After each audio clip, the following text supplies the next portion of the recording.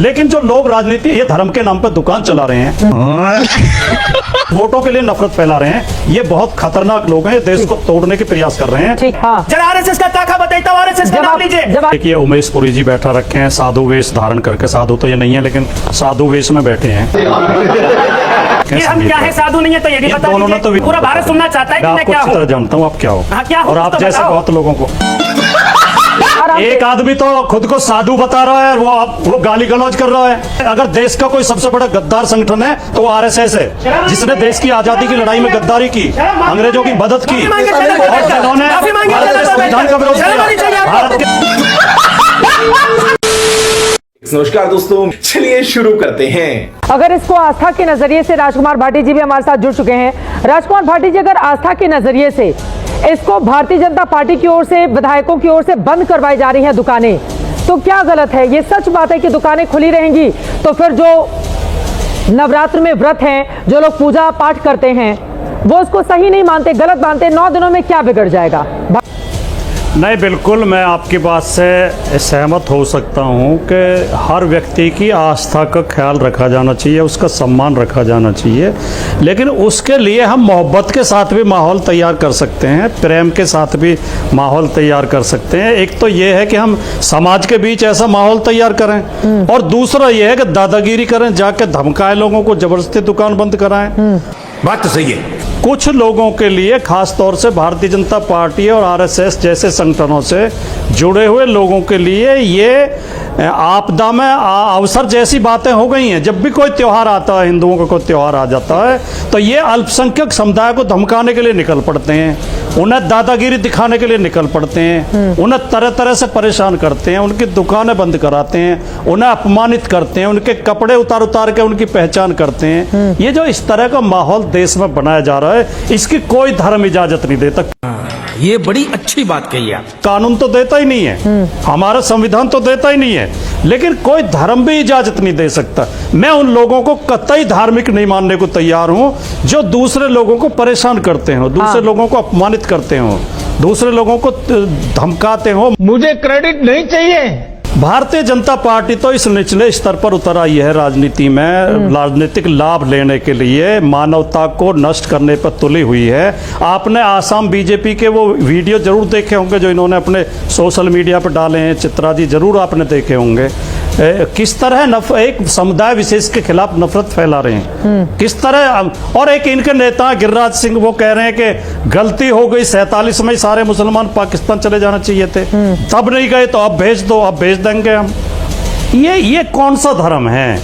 दूसरे धर्म को गाली देना, गरीब लोगों को परेशान करना, गरीब लोगों को अपमानित करना, किसी की गाय के नाम पे हत्या कर देना, किसी नाम पे हत्या कर देना, ये कौन सा धर्म है?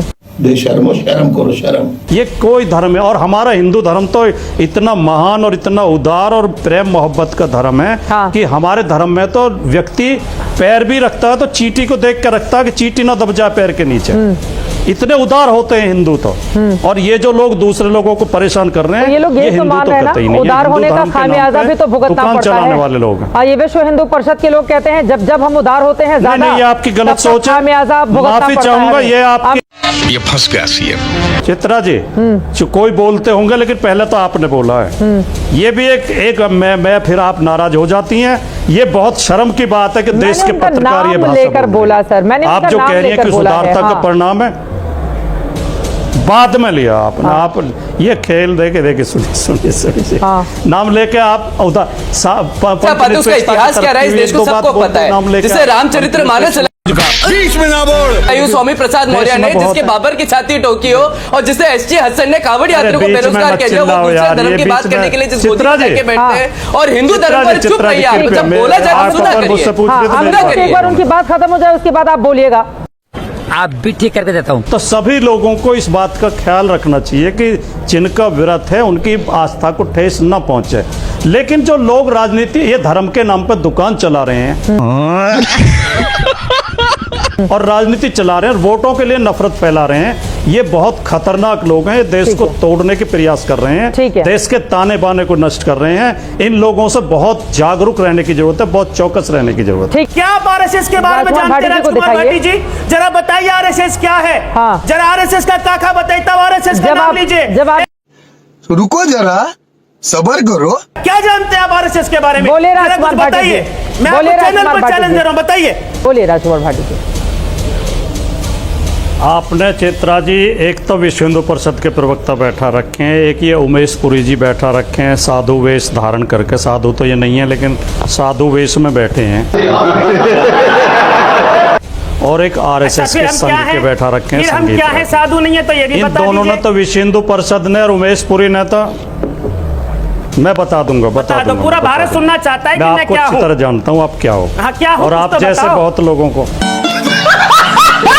जैसे कि आप जैसे बहुत लोगों को जानता हूं। जैसे कि जो भाषा आप बोलने दो, आप बोलने दो, बोलने दो, बोलने अरे दो, आप भी बोलने तो दो। बोल रहे कि मैं इन जैसे लोगों को चैनल के जानता हूं। अंदर पूरा आप भारत भाषा आपको देख बोल रहा है, रहे हैं। लाइव सुन लेते चैनल हैं, चल सुन रहा लेते हैं। है। एक बार बता दीजिए राजकुमार कौन भाटी जी है? से जवाब ले लेते हैं। हाँ, आपने सवाल पूछा है, जवाब सुन लीजिए। बोलिए राजकुमार भाटी साहब।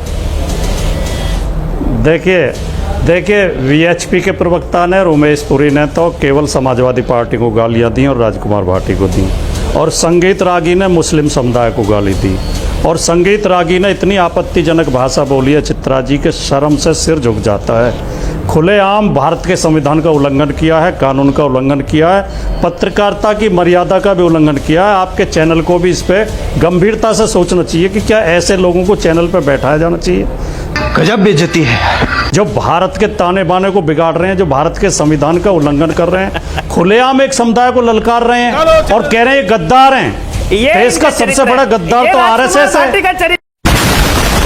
अब उमेश पुरी हमसे पूछ रहे हैं, राजकुमार भाटी अब जी आपका सुनिए, अरे बीच में मत चिल्लाइए, गुंडागर्दी मत कीजिए। मुसलमानों के बारे में चित्रा जी मैं नहीं चिल्ला रहा हूं, चुप कराइए आप। अरे ये शेर चित्रा जी मेरी बात पूरी होने दीजिए। उनकी बात हो जाए। चित्रा जी कृपया मेरी बात पूरी बोलिए होने भाटी साहब, बोलिए। बोलेगा इस प्रकार पहले की बोलने बात, तो दे उनको। वो विश्लेषण नहीं करेगा, पहले वो मेरी बोलने बात तो का दे। विश्लेषण अरे नहीं पहले करेगा। बोलने आग लगा दी, आग लगा दी, आग लगा दी, आग। बिल्कुल तो दे नहीं उनको। विश्लेषण अरे पहले करेगा। सुन तो लीजिए मैंने क्या बोल रहे सभी हैं। को नहीं कहा है। हाँ। ये बेहूदी बातें कर रहा है, मैंने सभी को नहीं कहा है। तेरा तो गेम बजाना पड़ेगा। अनिल झा जी भाटी साहब को बोले। अब मैं क्या कह सकता हूँ। क्यों नहीं बात करेंगे? तुमको क्यों दर्द होता है? आराम से। एक आदमी तो खुद को साधु बता रहा है और वो गाली गलौज कर रहा है। एक आदमी खुद को प्रोफेसर बता रहा, तू तड़ाक की भाषा बोल रहा है। ये राजकुमार भाटी बोलेगा, कहेगा, कोई प्रोफेसर ये भाषा बोल सकता है? कोई विश्वास कर सकता है कि ये आदमी प्रोफेसर हो सकता है? ये अनपढ़ लोग कैसे प्रोफेसर हो गए पता नहीं।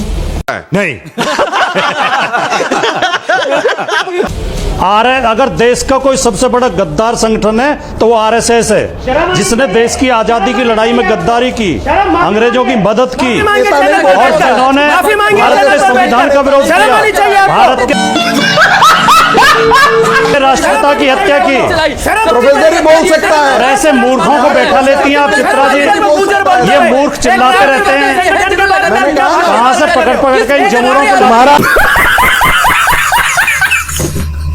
तुम्हारा नेता था ना भाषा मुलायम की सिंह तमीज है यादव, नहीं। जो भाषा रेपिस्टों की के साथ वक्त हमें इतने की इजाजत देता है। यहाँ पर जितने प्यारी समझ गई। गांधी जी ने कहा था, मोदी को मानो या ना मानो, अरे गांधी को तो मानो। आप रुक जाइए ना प्लीज। दादागिरी मत कर वरना तेरी माँ का। धन्यवाद दोस्तों।